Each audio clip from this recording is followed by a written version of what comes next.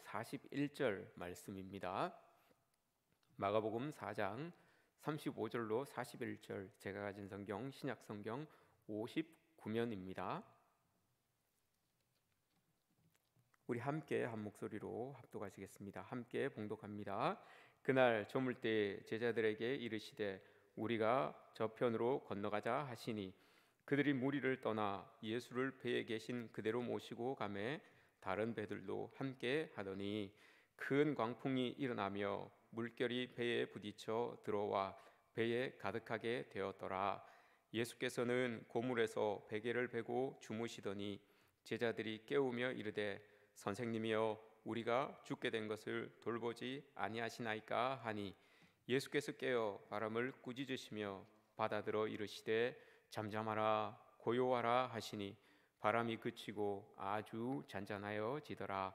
이에 제자들에게 이르시되 어찌하여 이렇게 무서워하느냐 너희가 어찌 믿음이 없느냐 하시니 그들이 심히 두려워하여 서로 말하되 그가 누구이기에 바람과 바다도 순종하는가 하였더라.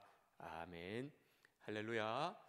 오늘도 주님 앞에 예배드리는 우리 모든 성도들을 사랑하고 축복합니다. 주의 은혜가 여러분들 예배의 자리에 임하시기를 주님의 이름으로 축복합니다. 오늘 본문은 예수님과 함께 제자들이 배를 타고 호수 반대편으로 갈 때 호수에서 일어난 사건입니다. 큰 광풍이 일어서 풍랑이 일게 되었습니다. 그 풍랑이 배를 덮침으로 말미암아서 위험에 처하게 되는 상황이죠. 어부 출신의 제자들이 오늘 본문에서 보면 무서워하였다라고 이렇게 이야기를 합니다. 어부 출신의 이 제자들이 무서워할 정도의 풍랑이었다면 큰 풍랑이었음을 우리는 짐작할 수가 있습니다. 우리가 먼저 오늘 본문을 통해서 생각해 볼 것은 35절입니다. 예수님이 배를 타고 우리가 저편으로 건너가자라고 이렇게 제안을 하셨습니다. 예수님께서 제안을 하셨습니다. 제자들에게. 그런데 문제가 닥친 겁니다. 예수님이 제안하셨음에도 불구하고 문제가 닥쳤습니다. 지금까지는 예수님과 함께 했던 모든 것들에서 거침이 없었습니다. 막힘이 없었습니다. 이전까지의 예수님의 사역을 보시면 고치기도 하시고 가르치기도 하시고 치유도 하시고 가는 곳마다 사람들이 인산인해를 이루는 구름대처럼 많은 사람들이 예수님 주변에 몰려들었던 것이죠. 그런데 이번에는 목숨이 위태로울 만큼 힘겨운 상황에 처하게 되었습니다. 주님이 제안하신 일인데 주님의 말씀대로 살았는데 더 어려움이 올 때가 여러분 성도들에게 분명히 있습니다. 또 이 일은 주님이 제안도 하셨지만 또 오늘 본문 말씀을 보시면 주님이 동행하고 계십니다. 동행하고 계심에도 불구하고 이 큰 일이 일어난 것입니다. 36절 말씀을 보시면 예수를 배에 계신 그대로 모시고 가매라고 이렇게 기록하고 있죠. 예수님과 함께 지금 제자들이 그 배에 있어요. 그런데 큰 광풍이 지금 일어나고 있는 겁니다. 풍랑에는 여러분 여러 가지 원인이 있겠죠. 우리가 잘 알고 있는 원인들이 있습니다. 첫 번째는 우리의 죄와 허물로 인하여서 일어난 어려움이 있습니다. 나의 미련함 때문에 또 실수 때문에 지혜롭지 못하여서 우리가 자초한 그런 이 고난이 있지요. 두 번째로는 마귀가 주는 고난이 있습니다. 이것도 물론 하나님의 허락이 있어야 되겠죠. 욥기를 보면 하나님의 허락하에 마귀가 욥을 시험합니다. 상당히 어려운 시험을 이렇게 겪게 되는 모습을 보게 되죠. 또 하나가 있습니다. 오늘 우리 본문처럼 주님의 말씀대로 살아갈 때 주님과 함께 주님의 제안대로 그렇게 살아갈 때도 여러분 이렇게 시험이 올 때가 있다는 것을 우리는 느끼게 되죠. 우리를 고난 가운데 이렇게 예수님께서 몰아넣으실 때가 있습니다. 이런 때도 여러분 다 이유가 있습니다. 우리의 죄와 허물 때문에도 또 마귀를 통한 것도 또 오늘 본문처럼 말씀대로 잘 살았음에도 불구하고 이런 시험들이 있는데 이런 것들은 여러분 다 이유가 있죠. 베드로전서 4장 12절 13절 말씀을 보시면 사랑하는 자들아 너희를 연단하려고 오는 불시험을 이상한 일 당하는 것 같이 이상히 여기지 말고 여호와를 오직 여호와를 인하여서 너희가 그리스도의 고난에 동참하는 것으로 즐거워하라라고 이렇게 예수님께서 이 베드로를 통하여서 이런 말씀을 우리에게 허락하여 주시는 거죠. 고난은 그리스도인들에게 있어서 여러분 고난 자체로만 끝나는 것이 아니라 그것을 통하여서 분명 하나님의 뜻과 또 하나님의 계획이 있다는 것을 우리는 깨달아야 되는 것이죠. 그 고난을 통하여서 여러분 이것이 연단이구나, 이것이 우리 믿음의 성장을 위한 하나의 과정이구나라는 것을 우리는 깨달아야 됩니다. 이것이 믿는 사람이 고난을 받아들이는 그런 자세가 되는 것이죠. 그렇다면 오늘 본문의 이 풍랑은 제자들의 입장에서 봤을 때는 주의 일을 감당하다가 이유 없이 당하는 그런 시험으로 느끼게 될 것이고, 예수님의 입장에서는 믿음을 성장시키기 위한 그런 연단의 그런 풍랑, 시험이라고 우리는 볼 수가 있습니다. 예수님은 분명한 지금 목적지가 있습니다. 예수님이 제자들에게 이야기를 할 때 우리가 강 저편으로 건너가자라고 이렇게 제자들에게 이야기를 합니다. 예수님이 가야 될 곳은 건너편입니다. 저편입니다. 그 목적지 중간에 이 풍랑이 탁 일어났다는 것은 분명 이유가 있습니다. 좀 전까지만 해도 예수님 주변에 사람들이 엄청나게 몰려들었습니다. 그래서 예수님이 막 환호를 받으시고 사람들의 이 군중들의 중심에 예수님이 딱 서게 되신 것이죠. 예수님의 인기가 올라갈수록 제자들도 여러분 동시에 어깨가 올라갑니다. 예수님이 우리가 섬기는, 우리가 따르는 저 스승님이 저렇게 사람들에게 인기가 있으니 우리도 자연스럽게 동시로 같이 자기들도 인기가 있는 것처럼 자기들도 그렇게 목이 굳어지는, 힘이 더해지는 그런 이 제자들의 모습이 생겨나게 되는 거죠. 예수님을 따라 나섬에 대해서 아주 만족스러워합니다. 야, 우리 스승님이 저 정도 대접을 받는데 내가 따라 나서기를 참 잘했구나. 우리 스승님이 저 정도 사람들에게 인기가 있으니 야, 우리가 정말 예수님 따르는 것이 좋고 즐겁구나. 제자들은 여러분 분명히 이렇게 생각할 수가 있습니다. 이전까지만 해도 너무 예수님 따르는 일들이 좋았기 때문에, 잘 되었기 때문에 이렇게 생각할 수 있는 충분한 여지가 있는 것이죠. 그런 기분으로 여러분 우리 저 건너편으로 가자라고 배 위에 예수님께서 타자고 했을 때 그런 기분으로 여러분 이 제자들이 그 배에 다 올랐을 것입니다. 우리 여기도 이렇게 좋은 일들이 참 이렇게 우리가 다 이렇게 어깨 펼 수 있는 일들이 많았지만 또 강 건너편으로 가서 또 예수님이 함께 하시는 그 일들을 할 때 저쪽에서도 우리가 또 이렇게 다 인기가 있어지겠구나, 또 사람들의 모든 시선이 우리에게 집중되겠구나라고 하는 그런 기대감이 아마 제자들에게는 있었을 겁니다. 그래서 배에 딱 올라섰겠죠. 그러나 예수님이 가시고자 하시는 그 건너편은 여러분 거라사 지방입니다. 그곳에는 군대 귀신 들린 자가 여러분 있습니다. 예수님은 그 사람을 위하여서 그 건너편으로 가는 거죠. 그때 여러분 5장에서 군대 귀신 들린 사람을 이렇게 묘사하는데 표현하기를 이렇게 표현을 합니다. 그를 아무도 제어할 힘이 없다라고 이렇게 이야기를 합니다. 거기에서 이야기하는 그 힘은 물리적인 힘도 힘이지만 영적인 힘도 이야기를 하는 것입니다. 이 두 개를 동시에 이야기하는 겁니다. 그 지역에 있었던 어떤 사람도 그 사람을 힘으로나 영적으로나 제어할 수 없는 그런 사람이 그 건너편에 버티고 있었던 거죠. 근데 아마 예수님께서 생각하시기를 지금 제자들의 상태로는 예수님과 함께 하는 강 건너편에서의 사역을 감당하기 어렵다고 여기신 듯합니다. 그래서 광풍으로 제자들의 믿음을 달아보시기 위하여서 제자들의 그 흩어진 시선을 예수님께로 집중시키고자 예수님은 오늘 그 가는 도중에, 목적지 도중에 이 풍랑이라고 하는 일을 이렇게 예수님께서 일으키신 것이라고 우리는 볼 수가 있는 것이죠. 모든 것이 잘 나갈 때는 여러분 우리가 잘 알 수 없습니다. 우리의 믿음을, 하나님을 향한 마음이 어떤지 우리가 잘 알 수가 없습니다. 그러나 이 훈련되지 않은 사람은 고난이 오면 주님을 버릴 수 있습니다. 하나님의 그런 믿음으로 굳게 서 있지 못하면 이런 힘든 상황이 우리에게 주어질 때 여러분 우리는 주님을 떠날 수 있는 그런 여력들이 충분히 있는 존재들이 바로 우리들입니다. 지금 제자들은 자초 위험에 떨고 있습니다. 그런데 예수님은 그들은 떨고 있는데 예수님은 지금 고물에서 베개를 베고 주무시고 계십니다. 많은 사역에 예수님께서 피곤하셨겠죠. 지금 경무였음을 우리는 앞에 내용들을 보면 알 수가 있어요. 예수님이 그만큼 힘드셨을 거예요. 그래서 예수님은 주무시고 계시는 거죠.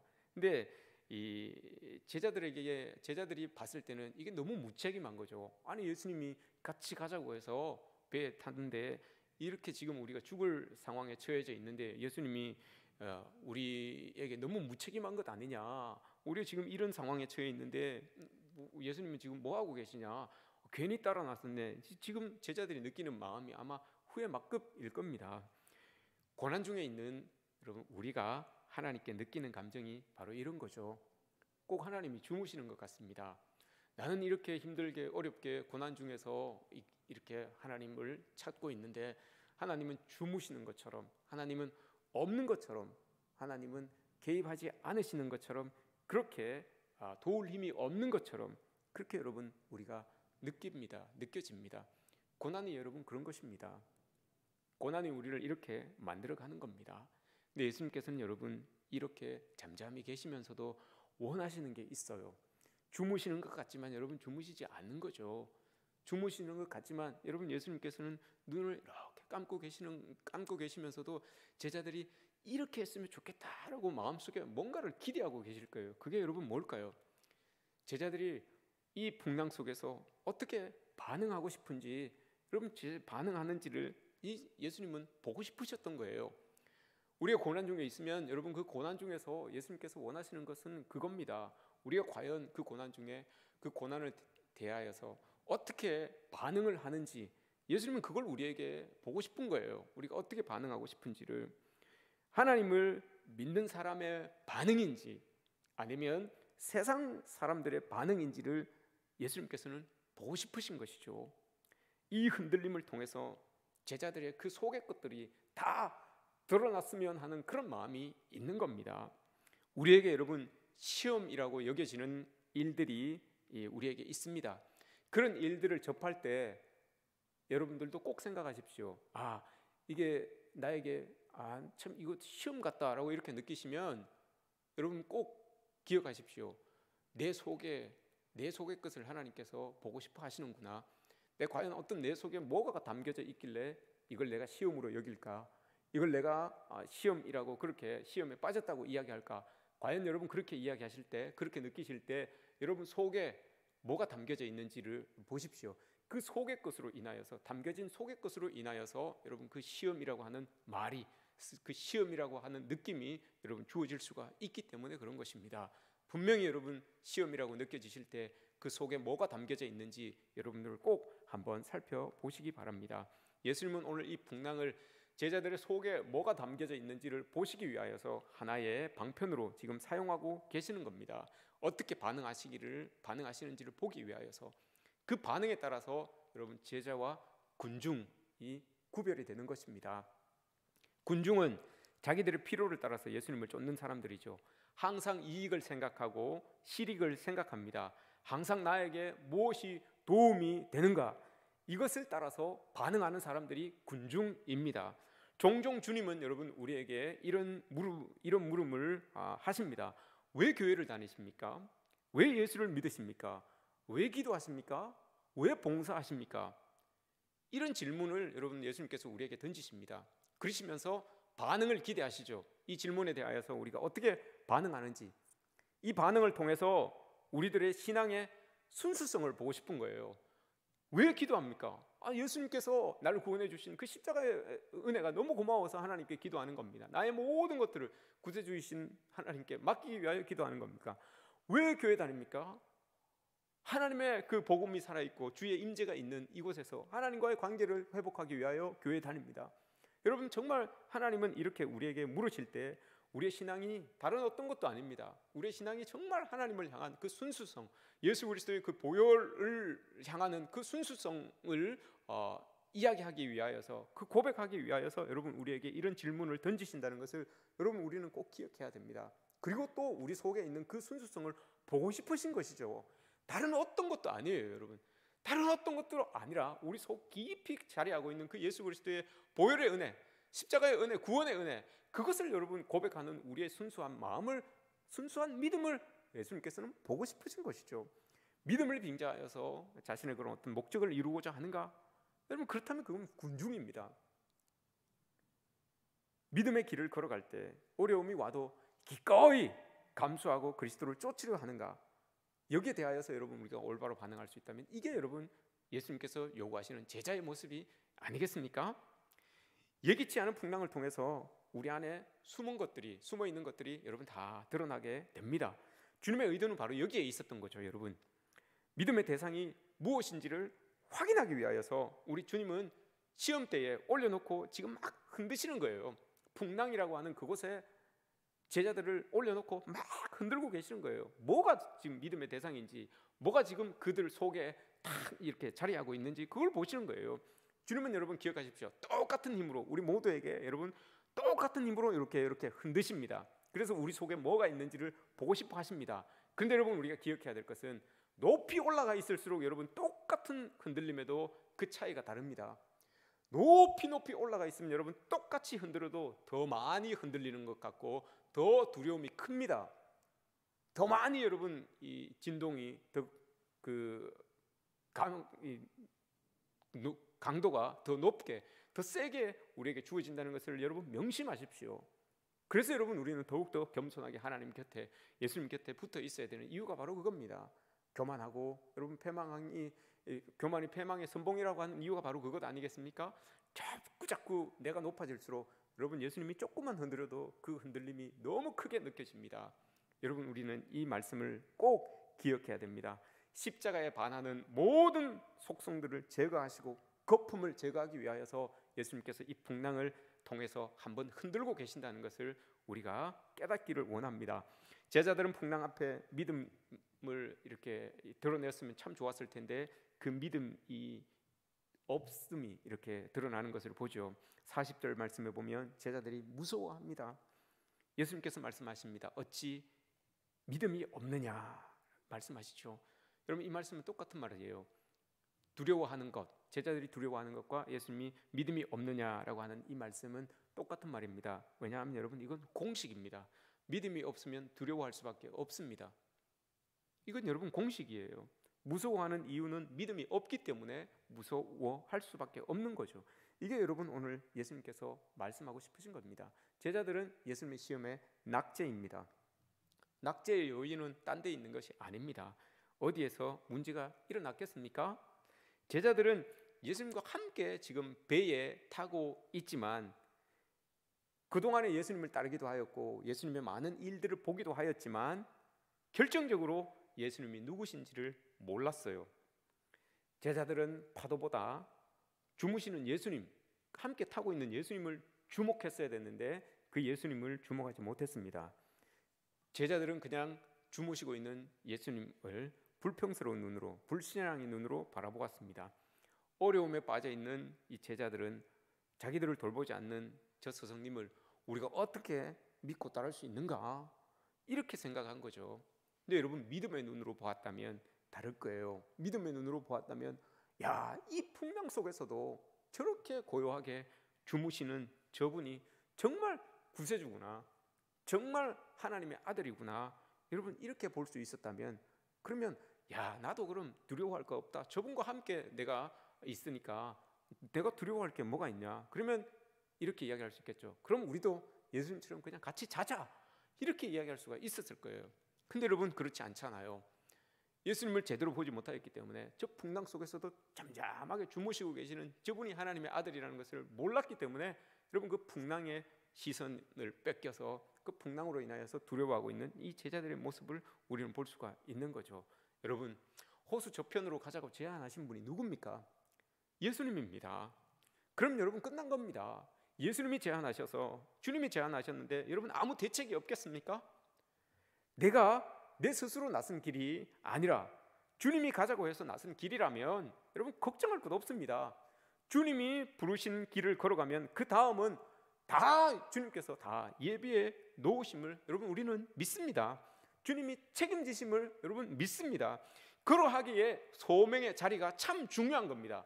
내가 원해서 가는 자리인지 하나님께서 원해서 가는 길인지, 내가 높아지기 위하여서 내가 하고 싶어서 하는 일인지, 아니면 주님께서 시켜서 하는 일인지, 이게 중요한 이유가 바로 여기에 있는 것입니다. 여러분, 하나님께서 원하셔서 하나님께서 시키셔서 하는 일이라면 그 책임은 모두 하나님께서 감당하게 되시는 겁니다.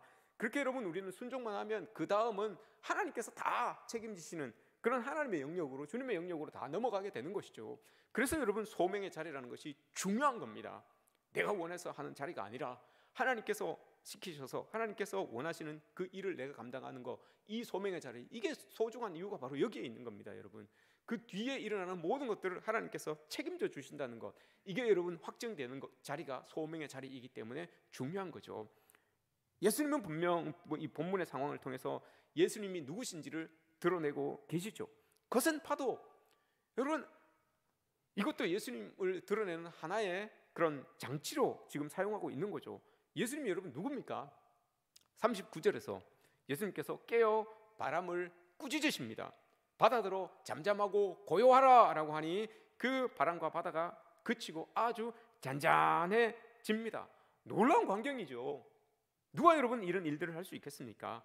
제자들이 그 일들을 보고 41절에서 그가 누구간데 누구 이게 바람과 바다도 순종하느냐라고 이렇게 말합니다. 그동안 여러분 제자들이 이 예수님께서 행하신 일들을 참 많이 보았을 텐데도 불구하고 아직까지 예수님을 몰라요. 왜 그렇습니까 여러분? 제자들은 여러분 예수님이 행하신 그 능력만 보았던 거예요.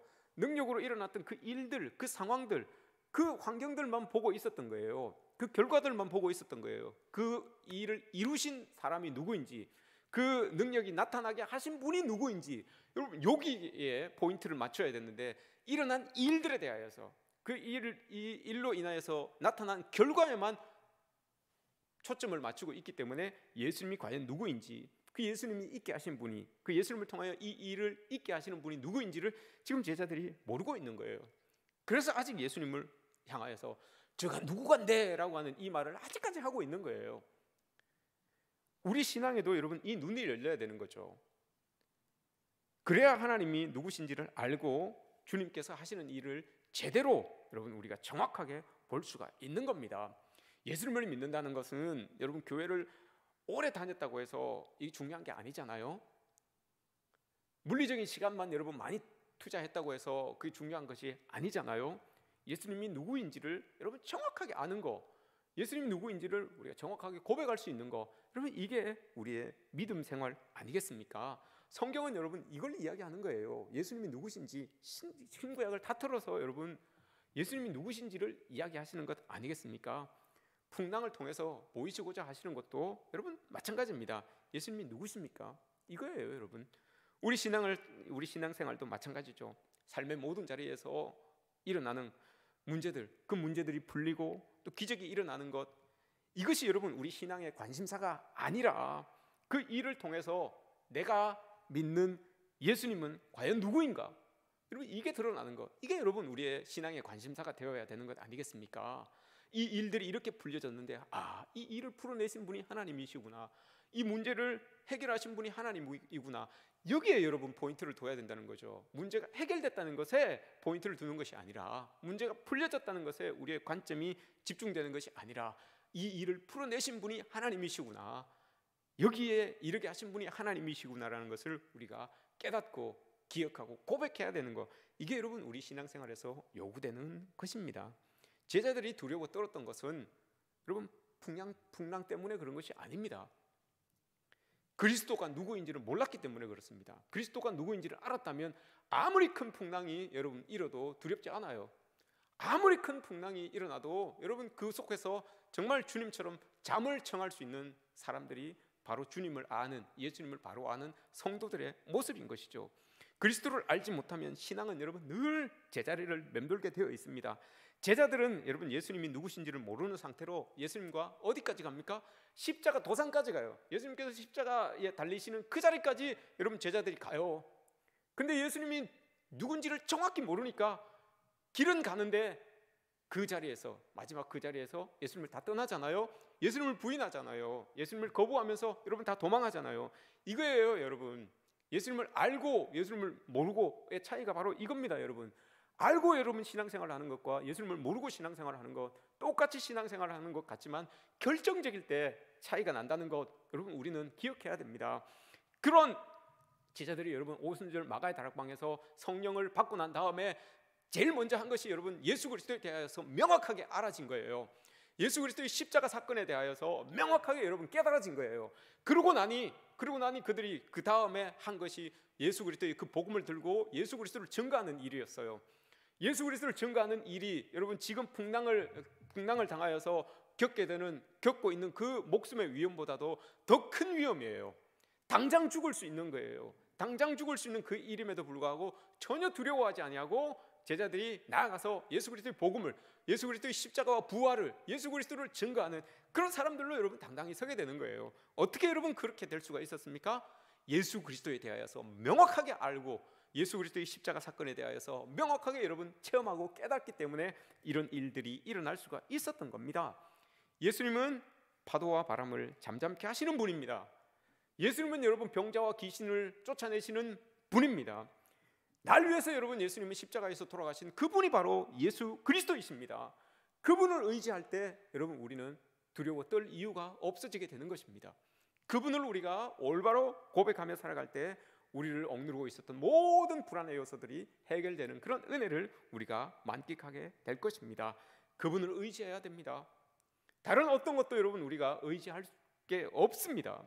그분이 창조주이신데 누구를 여러분 우리가 의지하며 살아갈 수가 있겠습니까? 우리는 바람과 파도 때문에 죽는다고 여러분 아우성 칠 수 있겠지만 그분에게는 바람과 풍랑 아무것도 아닙니다. 여러분 잠잠하라라고 하는 그 한마디로 우리가 죽을 것처럼 느꼈던 그것들이 잠잠해지는 그런 이 놀라운 은혜가 있어지게 되는 것이죠. 그러한 주님을 알 때 우리는 그만큼 담대해지는 것이고 또 믿음이 생기는 겁니다. 인생의 파도가 여러분 개인적으로는 참 어렵고 힘들겠지만 그런 사건들을 통해서 하나님을 경험하고 알아간다면 이 파도는 우리에게 숨겨진 보물이 될 수 있을 것이라는 그 믿음이 우리에게 생깁니다. 여러분 이 믿음을 가지시기를 축복합니다. 우리들의 고난 중에 주님이 주무시는 것 같지만 결코 여러분 그렇지 않습니다. 요한복음 10장에서 예수님께서 고백하시기를 나는 선한 목자다. 선한 목자는 자기 양을 위하여 목숨을 버린다라고 이렇게 말씀하십니다. 여러분 예수님께서 주무시는 것 같습니까? 여러분들의 고난 너무 큰데, 여러분들의 고통은 너무 심한데 예수님께서는 아무 말씀도 안 하시는 것처럼 그렇게 여러분 잠잠히 계시는 것 같습니다. 그렇지 않습니다. 여러분 예수님은 여러분들을 위하여서 목숨을 버릴 준비를 하고 계십니다. 목숨까지 버리시면서 여러분들을 지키시기를, 보호하시기를 원하는 그 심정으로 여러분 주님이 여러분들 곁에 지금 계신다는 거예요. 우리의 믿음의 눈이 열려서 그 곁에 계시는 예수님이 보이지 않을 뿐이지 예수님이 우리 곁에 계시지 않는 것이 아닙니다. 바라고 원하건대 우리의 믿음의 눈이 열려서 우리 고난 중에 함께 계시는 그 예수님이 보여지시기를 주님의 이름으로 축복합니다. 지난 한 주 동안 여러분 우리 교회가 코로나19라고 하는 그 풍랑의 한가운데를 지났습니다. 한 주 동안 거대한 파도가 여러분 우리 교회를 향하여서 밀려왔습니다. 지금도 계속해서 잔 파도들이 몰려오고 있지요. 확인되지 않은 그런 가짜 뉴스들이 막 퍼지기 시작하였습니다. 또 유언 비어들이 막 들려왔습니다. 교회에서 많은 사람들이 확진이 되어서 이렇게 두려워 떨고 있다. 또 어떤 성도는 그 상주 열방센터랑 연결이 되어 있는 그런 사람이다. 참 엉뚱한 그런 이 소식들이 또 많이 들려왔고 비난의 소리들도 많이 들려왔습니다. 또한 교회를 향하여서 곱지 않은 시선들이 참 많이, 따가운 시선들이 많이 우리에게 쏟아졌습니다. 공공기관에서도 참 많이 다녀갔습니다. 그러나 여러분 우리는 하나님을 섬기는 사람들로서 어떤 것들도 우리가 저촉되는 것들을 행하지 않았음을 그들도 다 압니다. 여러분 모두에게도 한 주가 참 바쁘셨을 겁니다. 주변의 사람들이 여러분들에게 전화도 많이 하셨을 것이고 이 일에 대하여서 묻는 사람들도 참 많았을 것입니다.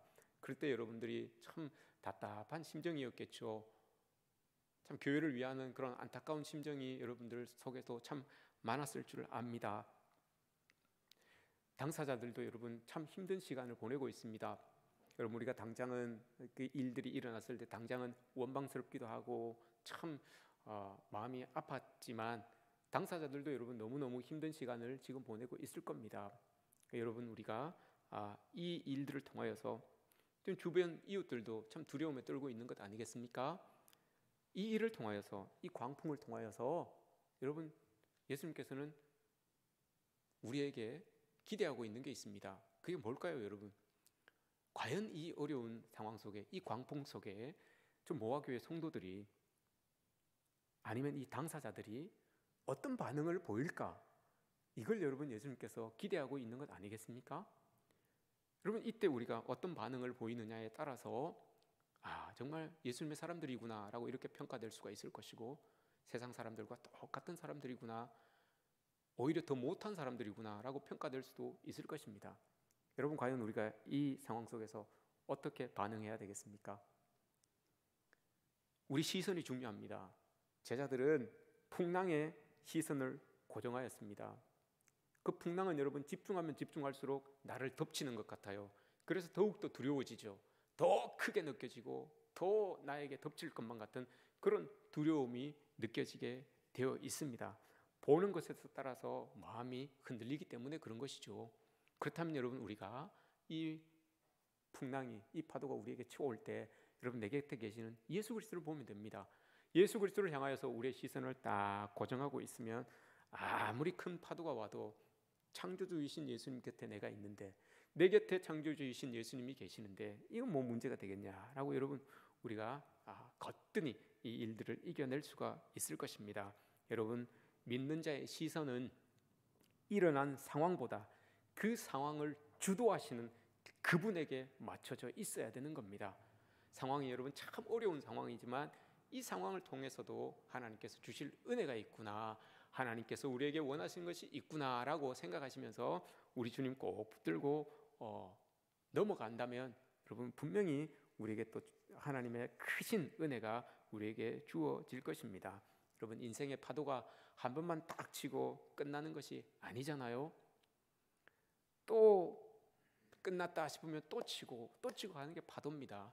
여러분 예수님께서 그 파도를 계속해서 일으키실 테지만 우리의 시선이 예수님께 딱 고정되어 있으면 아무리 큰 파도가 아무리 많이 와도 여러분 넉넉하게 이길 수 있는 그런 우리들이 될 수가 있을 것입니다.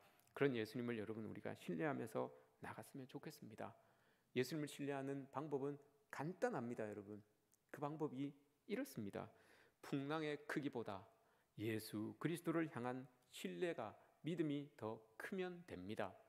아무리 큰 풍랑이 와도 그 풍랑보다 여러분 한 뼘만 더 큰 믿음을 가지고 있으면, 한 뼘만 더 큰 신뢰를 가지고 있으면 여러분 이겨낼 수가 있어요. 이게 여러분 예수님께서 우리에게 요구하시는 반응 아니겠습니까? 제자들에게도 동일하게 요구하셨듯이 우리에게도 여러분 예수님께서 동일하게 이것을 요구하고 계시죠.